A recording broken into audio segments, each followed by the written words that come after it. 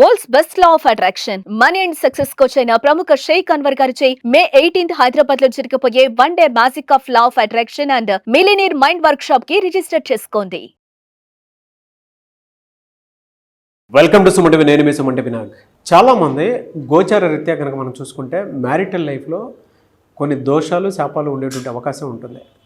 Vedic astrology అటువంటి వాటికి ఏం చెప్తుంది? ఈరోజు మనతో పాటు వేదిక్ ఆస్ట్రాలజీ ఉమాగారు ఉన్నారు. అది వారి మాట్లాడి తెలుసుకుందాం. నమస్కారం ఉమాగారు. నమస్తే నాగరాజు గారు. వేదిక్ ఆస్ట్రాలజీ ప్రకారం కనుక మనం చూస్తే ఏ మ్యారిటల్ రిలేషన్షిప్లో అయినా సరే కొన్ని థింగ్స్ వల్ల డెఫినెట్గా గొడవలు జరిగే అవకాశం ఉంటుంది. సో జనరల్గా మనం చూసుకుంటే గోచార రీత్యా ఏ రాశి వారికి ఏ విధంగా ఉండే అవకాశం ఉంటుంది, అండ్ ఆ శాపాలు అండ్ ఆ దోషాలు ఏ విధంగా ఉండే అవకాశం ఎక్కువగా ఉంటుందండి అసలు? తప్పకుండా అండి.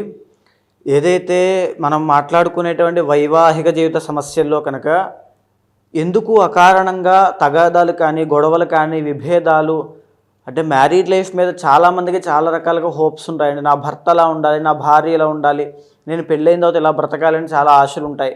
కానీ అనుకోని విధంగా ఎన్నో రకాల ప్రభావాల వల్ల ఎందుకు ఇబ్బంది పడతారు, ఎందుకు విడిపోతారు, ఎందుకు చనిపోవడం జరుగుతుంది, ఇవన్నీ తెలుసుకోవాలి అనుకుంటే ప్రతి మనిషికి తనకి తెలియనటువంటి చేసినటువంటి కర్మల వల్ల వచ్చినటువంటి శాపాలు కొన్ని ఉంటాయండి. ఆ శాపాల మూలకంగానే ఈ యొక్క మ్యారీడ్ లైఫ్లో ఇబ్బందులు వస్తూ ఉంటాయి. ముఖ్యంగా మనం చూస్తే మొదటిది విత్త శాపము అని చెప్పబడింది. విత్త శాపము అని అంటే విత్త అంటే ధనము, ధన మూలకంగా వచ్చేటువంటి మ్యారీడ్ లైఫ్లో ఇబ్బందులు ఇప్పుడు నేటి సమాజంలో ఇప్పుడు అవే ఎక్కువగా కనబడుతున్నాయి. అంటే ఆస్తి కానీ ఆర్థిక వ్యవహారాల్లో కానీ వ్యాపారంలో కానీ తెలుసో తెలియకో చేసినటువంటి అవినీతి, అది వంశపారంపర్యంగా ఎవరు చేసినా లేదా ఆ వ్యక్తి తన పూర్వజన్మలో కానీ ఆ జన్మలో కానీ చేసినా దానివల్ల వచ్చేటువంటి శాపమే విత్త శాపము. దీని మూలకంగా ఏం జరుగుతుంది అంటే సంపద ఎంత సంపాదించినా నిలబడదు. వీళ్ళు సంపాదించినటువంటి సంపద అంతా కూడా ఎవరో అనుభవిస్తూ ఉంటారు. అప్పుల పాలైపోవటం మీరు బాగా గమనిస్తే ఇద్దరికి పెళ్ళైన తర్వాత ఇద్దరు వ్యక్తులు కలిసిన తర్వాత తీవ్రమైన అప్పుల్లోకి వెళ్ళిపోవడం, ఆస్తి నష్టం కలగడం, ఇవన్నీ జరుగుతూ ఉంటాయి. ఇది సడన్గా ఎందుకు జరిగింది, ఆ భార్యనో భర్తనో దూషించి నీ వల్లే ఇలా జరిగింది అని చెప్పి మనం వింటూ ఉంటాం ఇలాంటి మాటలన్నీ. దీనికి కారణము విత్త శాపం నాగరాజు గారు. ఈ విత్త శాపం ఉండడం మూలానే, అది కలగడం మూలానే వైవాహిక జీవితంలో ఇబ్బందులు వస్తాయి. సో దీని మూలకంగానే అప్పులు పాలైపోతుంటారు. తాకట్లు పెట్టేసి ఇళ్ళు అమ్మేసుకోవడము, ఆస్తి నష్టం అవ్వడము, వ్యాపార నష్టాలు రావడము, ఆరితేరినటువంటి బిజినెస్లో కూడా తీవ్రమైన ఇబ్బందులు పడడం లాంటివి దీని మూలకంగానే జరుగుతుంటాయి. దీని మూలకంగానే మ్యారీడ్ లైఫ్లో తీవ్రమైన ఇబ్బందులు వస్తూ ఉంటాయి. వినకూడనటువంటి మాటలు వింటారు, తద్వారా విభేదాలు, అనేక రకాల సమస్యలకి విత్త శాపం అనేటువంటిది కారణం అవుతుంది. ఇక రెండవది చూస్తే విషయ శాపము. శుక్రబలం తగ్గడం మూలాన వచ్చేటువంటి శాపముగా దీన్ని గుర్తించవచ్చు. అంటే వంశపారంపర్యంగా లేదా ఆ వ్యక్తి కానీ పూర్వజన్మలో కానీ ఆ జన్మలో కానీ తెలుసో తెలియకో పరస్త్రీ వ్యామోహంలో పడిన లేదా పరపురుషుని వ్యామోహంలో స్త్రీ పడిన భార్య, దానివల్ల వచ్చేటువంటి కర్మ ఊరికే వదిలిపెట్టదు. అదే విషయ శాపంగా మారి భార్యాభర్తల మధ్యలో అనుమానాలకి, ప్రేమానురాగాలు తగ్గడానికి దారితీస్తుంటుంది. ఈరోజు మీరు చూస్తే నాగరాజు గారు చాలామంది భర్త భార్యని కొట్టడము, అనుమానించడము, లేకపోతే బెదిరించడము, ఆ అనుమానం అనేటువంటి జబ్బుతో భార్య చాలా ఇబ్బంది పడుతూ ఉంటుంది. పడరాని మాటలన్నీ పడుతూ ఉండడము, అసలు ఏమీ లేని పరిస్థితిలో కూడా ఇలాంటి మాటలన్నీ విని చనిపోవడానికి ఆత్మహత్య చేసుకోవడానికి సిద్ధపడిన వాళ్ళు చాలామంది ఉన్నారు. చాలా నక్షత్రాల వాళ్ళండి. సో దీని అంతటికీ కారణము విషయ శాపం అనేటువంటిది ఉంటుంది.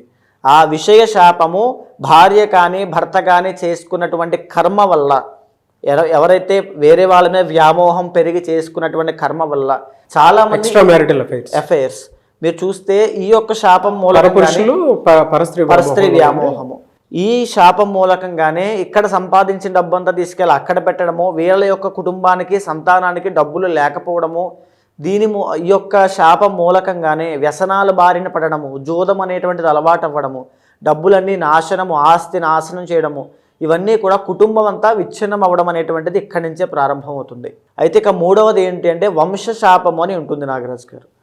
వంశపారంపర్యంగా ఎవరైనా సరే పవిత్ర జీవరాశులుగా పిలువబడేటువంటి సర్పాలను చంపినా, హింసించినా, లేదా అవి కలిసినప్పుడు వాటిని విడగొట్టే ప్రయత్నం చేసినా ఈ వంశశాపం అనేటువంటిది వస్తుంది. దీనిని మనం జాతకంలో పంచమ స్థానంలో కేతువు, పంచమంలో రాహుగా, పంచమంలో శని భగవానుడుగా, పంచమంలో శని రాహుల కాంబినేషన్గా గుర్తిస్తూ ఉంటాం, లేదా కాలసర్పదోషంగా. దీని మూలకంగా ఏం జరుగుతుందంటే సంతానము కలగకపోవడము, మిస్క్యారీ అవ్వడము, పుట్టినటువంటి సంతానము బాల అరిష్టంతో జన్మించడము, మాటలు సరిగ్గా రాకపోవడము, ఇంకా చైతన్యం రాకపోవడము, అవిజ్ఞానం రాకపోవడము, విద్యలో అభివృద్ధి లేకపోవడము, చిన్న వయసు నుంచి ఆరోగ్య సమస్యలు, వ్యసనాలు, జోదరిలాగా అయిపోవడము, తల్లిదండ్రుల మాట వినకపోవడము, తద్వారా వచ్చేటువంటి మ్యారీడ్ లైఫ్లో ఇబ్బందులు, ఇవన్నీ కూడా ఈ వంశశాపం మూలకంగా వస్తుంటాయి. ఈ వంశశాపం అనేటువంటిది చాలా తీవ్రమైందండి. ఒక ఇంటి యొక్క శాంతిని మొత్తాన్ని భంగం చేసేస్తుంది. ప్రశాంతంగా ఎవరు ఉండలేరు. తరువాత 4వది కర్మవశము అని ఉంటుందండి. కర్మవశము అని అంటే ఉదాహరణకి భార్యాభర్తలు జాతకాలు చూసుకుని చేసుకున్నా, చూసుకోకుండా చేసుకున్నా, లవ్ మ్యారేజ్ చేసుకున్నా, ఇద్దరి యొక్క మనస్తత్వాలు కుదరకపోవడము, ఈగో ప్రాబ్లమ్స్కి వెళ్ళడము, నువ్వా నేనా అనేటువంటిది, ఇద్దరికి డబ్బులు ఉంటాయి, ఇద్దరు కుటుంబాలు బాగుంటాయి, వీళ్ళకి ఒకరికొకరు నచ్చదు అంటే బిఫోర్ అండ్ ఆఫ్టర్లా ఉంటుంది. గొడవలు అవ్వడము, పెద్ద మనుషుల దగ్గరికి వెళ్ళడము, విడాకులు, లేదా పెళ్ళైనటువంటి వెరీ షార్ట్ పీరియడ్ ఆఫ్ టైంలోనే వైధవ్యం అనేటువంటిది కలగడము, అంటే భర్త చనిపోవడం లాంటివి జరుగుతూ ఉంటాయి. సో దీన్ని అష్టమ స్థానంలో ఉండేటువంటి కుజుడు కుజదోషంగా, కర్కోటక అనేటువంటి కాలసర్పదోషంగా గుర్తించవచ్చు. అష్టమ స్థానంలో రాహు, ఈ యొక్క కేతు ప్రభావం వల్ల. ఈ యొక్క కర్మవశం అనేటువంటిది ఎవరికైతే ఉంటుందో వాళ్ళు ప్రశాంతంగా ఉండలేరు. Within 1 year తిరగకుండానే విడిపోతుంటారు. ఇది కర్మవశం. పూర్వజన్మలో చేసుకున్నటువంటి కర్మ, తరతరాలుగా వచ్చినటువంటి కర్మ, ఎక్కువగా సంతానాన్ని పొందడము, ఇవన్నీ కూడా శాపాన్ని గుర్తించేటువంటి విధానంగా మనం చెప్పచ్చు. అయితే ఈ యొక్క కర్మశాపాన్ని ఇంకా మనం గుర్తించాలి అంటే భార్యాభర్తలు దూరం అవ్వడం అండి. ఐదర్ భార్యకి యాక్సిడెంటే దూరం అయినా, తీవ్రమైనటువంటి ఆరోగ్య సమస్య చిన్న వయసులో పెళ్ళైన తరువాత వచ్చి దూరమైనా, భర్తకి ఆరోగ్య సమస్య వచ్చి దూరమైనా, యాక్సిడెంట్స్ ప్రమాదంలో గురై దూరమైనా, ఎలాగైనా సరే వాళ్ళిద్దరూ కలిసి ఉండడం అనేటువంటిది జరగదు. డివోర్స్ అయినా అవుతారు, డివోర్స్ అయినా, విడిపోవడమైనా, పెద్ద మనుషులు, తగాదాలు, కేసులు, కోర్టు, ఈ యొక్క సెటిల్మెంట్లు, ఇవన్నీ కూడా కర్మవశంలోకి వస్తాయి. నాగరాజ్ గారు, వృషభ రాశి వారికి కనుక మనం చూసుకుంటే ఈ 4గిట్లో ఏముండే అవకాశం ఉంటుందండి అసలు జనరల్గా గోచర రీత్యా? వృషభ రాశి వాళ్ళకి విషయ శాపం అనేటువంటిది చాలా తీవ్రంగా ఉంటుందండి. ఎవరైతే ఈ యొక్క వృషభ రాశి వాళ్ళు ఇబ్బంది పడుతూ ఉన్నారో వాళ్ళు గమనిస్తే కనుక ఎలాంటి ఇబ్బందులు ఉంటాయి అంటే అనుమానం అనేటువంటిది ఎక్కువగా ఉంటుంది స్త్రీల మీద. ఏమి చేసినా చేయకపోయినా, బికాజ్ వీళ్ళు ఆల్రెడీ మనం వృషభ రాశి కోసం చెప్పుకున్నప్పుడు ఆల్రెడీ మాట్లాడుకున్నాం, ఆల్రెడీ సెంటర్ ఆఫ్ అట్రాక్షన్గా వీళ్ళు ఉంటారు. ఏదైతే విషయ శాపం అనేటువంటిది వీళ్ళకుందో, వీళ్ళు ఏమి చేసినా చేయకపోయినా ఒక రకమైనటువంటి ప్రెషర్ని ఫేస్ చేస్తూ ఉంటారు. ఏదో చేశారని, ఎవరితో మాట్లాడారని, అంటే అది శుక్రబలం లేకపోవడం వల్ల, ఇతర భార్యకైనా భర్తకైనా లేకపోవడం వల్ల వచ్చినటువంటి సమస్యలు ఇవన్నీ కూడా విషయ శాపం ద్వారా వచ్చినటువంటివి. ఈ విషయ శాపం మూలకంగానే చాలామంది వృషభ రాశి వాళ్ళు విడిపోవడం అనేటువంటి జరుగుతుందండి అనుమానంతో. లేకపోతే ఈ యొక్క విషయ శాపం వల్ల ఇబ్బంది పడుతున్న వాళ్ళు పరస్త్రీ వ్యామోహం కానీ పరపురుష వ్యామోహం ద్వారా ఇబ్బంది పడుతూ ఈ యొక్క వైవాహిక జీవితంలో సరిగ్గా ఉండక ఉన్నటువంటి పార్ట్నర్ని, స్పౌస్ని ఇబ్బంది పెడుతూ తీవ్రంగా హింస పెడుతూ ఉన్నప్పుడు వాళ్ళిద్దరూ విడిపోయినటువంటి పరిస్థితుల్లో ఎన్నో రకాల జాతకాలు నా దగ్గరకు వచ్చాయండి. ఈ విషయ శాపము ఉండగా వాళ్ళు సరిగ్గా ఉండడము, కలిసి ఉండడం అనేటువంటిది జరగదు. అది వెంటాడుతూ వచ్చేటువంటి కర్మ. ఆ కర్మని తొలగించుకునేటువంటి మార్గము పర్సనల్ చార్ట్ ద్వారా ఏదైతే 7th లార్డ్ ఉన్నారో, ఏదైతే సప్తమాధిపతి, ద్వితీయాధిపతి, లాభాధిపతి, వీళ్ళ యొక్క కలయికలు ఏ రకమైనటువంటి శాపం ద్వారా వీళ్ళు ఇబ్బంది పడుతున్నారు, ఏ రకమైనటువంటి దోషం వీళ్ళ ఇబ్బంది పెడుతుందో తెలుసుకుని తగినటువంటి శాంతి పూజలు వెంటనే ఆచరిస్తే వీళ్ళకి వెంటనే విముక్తి అనేటువంటిది కలుగుతుంది. అండ్ రెండవది ఏమిటి అంటే కర్మవశం అండి. మీరు చూస్తే వృషభ రాశి వాళ్ళకి సంబంధించి మ్యారీడ్ లైఫ్లో ఇబ్బందులు ఎక్కడ స్టార్ట్ అవుతాయి అంటే భార్య లేదా భర్త చేసేటువంటి పని రీత్యా ముందుగా ఒకళ్ళు ఒక చోట ఉండడము, రెండో వాళ్ళు ఇంకొక చోట ఉండడము అనేటువంటి విషయం దగ్గర ప్రారంభం అవుతుంది వీళ్ళ యొక్క విభేదాలు అనేటువంటివి. తరువాత స్లోగా ఆర్థిక విషయాలతోనూ, మాట పట్టింపుల విషయాలతోనూ, మనస్పర్ధల విషయాలతోనూ పొడిగించబడి వీళ్ళిద్దరి మధ్యలోనూ విభేదాలు వస్తాయి. స్లోగా మళ్ళీ అనుమానం అనేటువంటిది పుడుతుంది. అక్కడ వీళ్ళిద్దరు సంతానం కలిగిన తర్వాత కూడా విడిపోయే అవకాశాలు ఉంటాయండి. సో అంటే నేను ఇలా చెప్తున్నానని కాదు, జాతకం ఈ యొక్క శాపము ద్వారా డీఫాల్ట్గా జ్యోతిష్ శాస్త్రంలో చెప్పబడింది. ఖచ్చితంగా వృషభ రాశి వాళ్ళు ఏ స్థానం వల్ల ఇలా జరిగే అవకాశం ఉంటుందండి? ద్వితీయ సప్తమ లాభస్థానములు వివాహానికి చూడవలసిన ప్రముఖమైనటువంటి స్థానములండి. ద్వితీయ స్థానంలో లేకపోతే దోషం పడితే కనుక తల్లిదండ్రుల వల్ల మీరు బాగా గమనిస్తే అత్తగారి యొక్క వేధింపులను తట్టుకోలేకపోతున్నానని నేను బాధపడే వాళ్ళు చాలామంది ఉంటారు. అది ద్వితీయ స్థానం ద్వారా మనకు తెలుస్తూ ఉంటుంది. తరువాత అష్టమ స్థానం ద్వారా కూడా తెలుస్తుంది. సప్తమాధిపతి వల్ల భర్తకి ఏవైనా అఫైర్స్ ఉంటాయా, వ్యసనాలు ఉంటాయా, లేకపోతే జోదం ఉంటుందా, సంపాదిస్తాడా, బాగా చూసుకుంటాడా అనేటువంటి విషయము ఎక్కడ ఈ శాపం అనేటువంటిది ఎక్కడ దోషం ఉంది అనేటువంటిది సప్తమాధిపతి వల్ల భర్త విషయంలో దోషం ఉందా లేదా తెలుస్తుంది. లాభస్థానం మూలన పెళ్ళయిన తర్వాత వీళ్ళ అభివృద్ధి ఎలా ఉంటుంది అంటే, ఇందాక మనం విత్త శాపం కోసం చెప్పుకున్నామండి. వాళ్ళకి ధనమూలకంగా సమస్యలు రాకుండా వాళ్ళిద్దరూ కూడా ఇరువురు అన్యోన్యంగా మనశ్శాంతితో మంచి కుటుంబంతో సత్సంతానం కలిగేలా ఉంటుందా లేదా అనేటువంటిది లాభస్థానం ద్వారా తెలుస్తుంది. ఎక్కడ ఏ స్థానంలో దోషం ఉందో తెలిస్తే కనుక ఈ శాపము ఏ రకంగా ఇబ్బంది పెడుతుందో తెలుస్తుంది. ఆ రకంగా దానికి తగినటువంటి శాంతి పూజలు చేయడం మూలాన వెంటనే 2 శాపాల నుంచి విముక్తి అనేటువంటిది కలుగుతుంది. నాగరాజు గారు, ఎలా సార్? అంటే వీళ్ళకి రెమెడీ ఏమైనా ఉంటుందా జనరల్గా?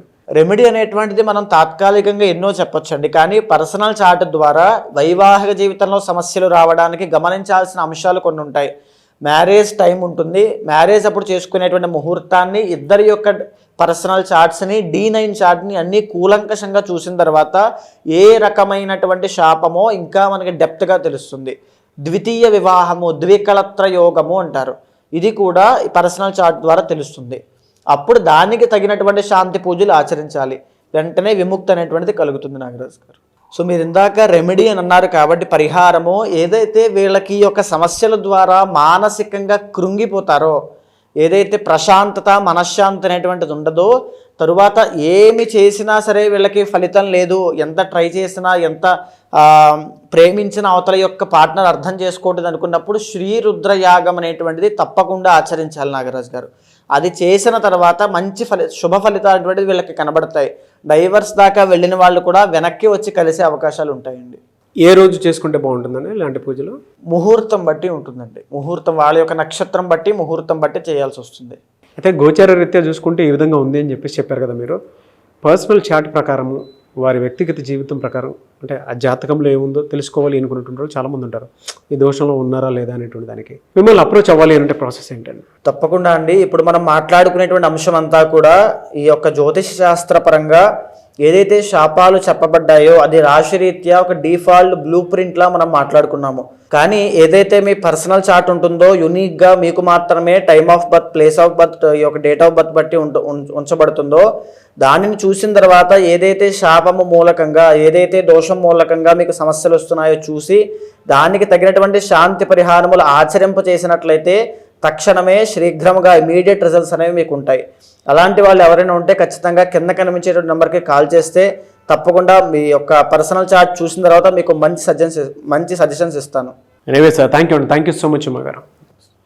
చూసారు కదండి వీడియో. ఈ వీడియోపై మీ అభిప్రాయాన్ని కమెంట్ బాక్స్లో పోస్ట్ చేయండి. ముఖ్యంగా మీరు కనుక మీ వ్యక్తిగత జాతకం ప్రకారం ఏ విధంగా ఉంది ఏంటని జాగ్రత్తలు పడి, ఈవెన్ వైఫ్ అండ్ హస్బెండ్ రిలేషన్షిప్లో ఉన్నా, లేదు అని అంటే జనరల్గా కెరీర్ పాయింట్లో చూసినప్పుడు మీ వ్యక్తిగత జాతకం ప్రకారం ఏ విధంగా ఉండే అవకాశం ఉంటుందని మీరు తెలుసుకోవాలనుకున్నా కూడా స్క్రీన్ మీద ఉమా గారి కాంటాక్ట్ నెంబర్ కనిపిస్తుంది. దాన్ని మీరు కాల్ ఆర్ మెసేజ్ వాట్సాప్ చేసి మీరు డెఫినెట్గా అపాయింట్మెంట్ బుక్ చేసుకోవచ్చు. అండ్ ఈ వీడియో లైక్ చేయండి, షేర్ మాత్రం తప్పకుండా చేయండి.